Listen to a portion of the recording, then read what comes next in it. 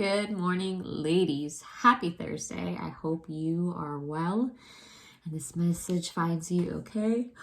Not gonna lie, excuse me, a little on the struggle bus this morning. However, all good. We're gonna make it through the week. It is week 5, day 4 of Journey to Freedom, a Bible devotion study on the life of Moses from Daily Grace Co. And it asks that we read Exodus chapter 39, verse 32 through chapter 40, verse 38.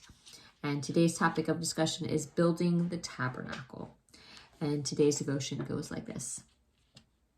Though the craftsmen prepare the parts, it is Moses himself who will assemble the tabernacle.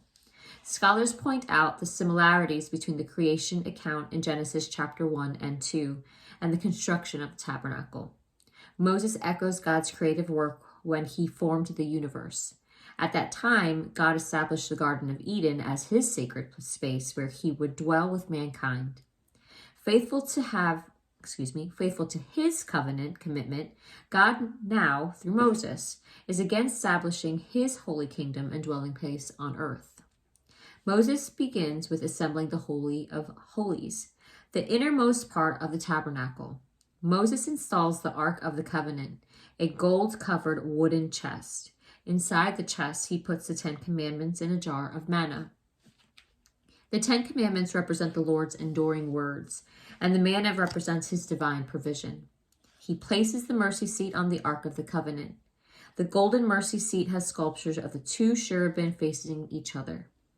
The cherubim are angelic beings with golden wings to cover themselves and the area between them. The glory of the invisible God would reside between the cherubim. The Ark of the Covenant and the mercy seat mirror the Lord's heavenly throne. In front of the Ark, Moses raised a curtain that has designs of angelic beings, marking the separation between spaces and showing a reverence for God's most sacred area. Moses then assembles the holy place, where the priests would perform daily worship rituals. On one side, he places a gold-covered wooden table for the bread of the presence. The table for the bread of the presence would have 12 loaves of bread, and on it to represent the 12 tribes of Israel. On the opposite side, he brings in a solid gold lampstand and assembles its 7 lights. The lampstand would provide light to the priests, and they complete their duties. Its 7 lights also symbolize completion and wholeness. Directly in front of the curtain to the Holy of Holies, Moses places a gold-covered wooden altar for incense. He burns the fragrant incense on the altar, which would emit before the Lord's presence in the Holy of Holies. The incense represents the prayers of the people and conveys that they are like a pleasing aroma before God. Moses puts up the screen for the entrance and lays 4 coverings over the holy place and the Holy of Holies. Outside the tent entrance, Moses sets up the courtyard. He brings a bronze altar for the animal sacrifices and a bronze basin filled with water for ceremonial washing. The altar would burn with hot coals to represent the judgment of God. There, the people would also offer a grain offering as a gift for the Lord.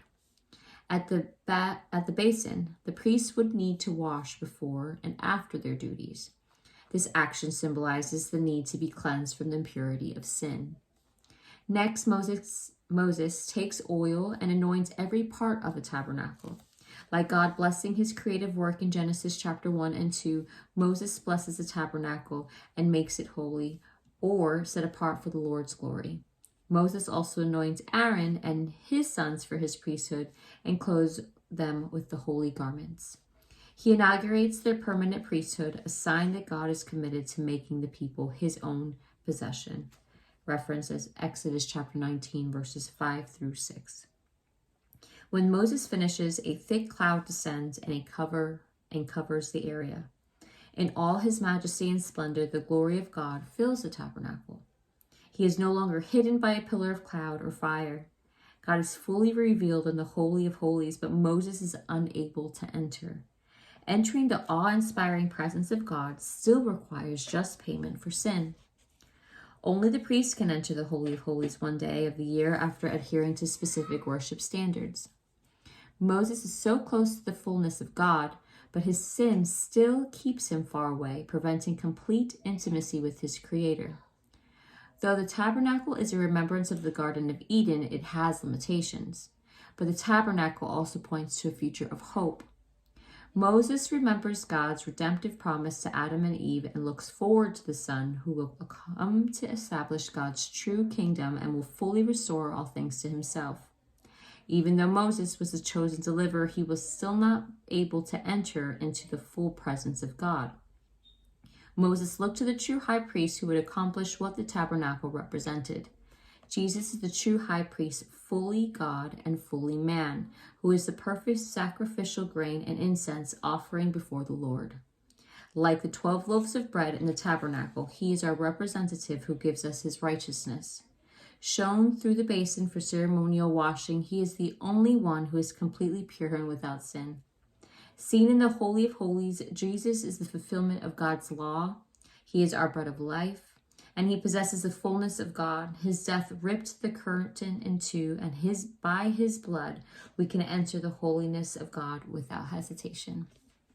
And that is all for today's devotion, ladies. We have 3 questions that I'll be sure to post at the bottom. First question is, read Hebrews chapter 8, verses 1 through 6. Why was it important for Moses to follow the Lord's instructions for the tabernacle exactly?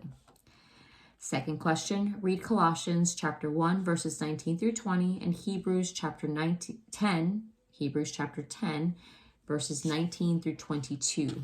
How do you respond knowing that you can only enter God's holy presence through the saving work of Jesus?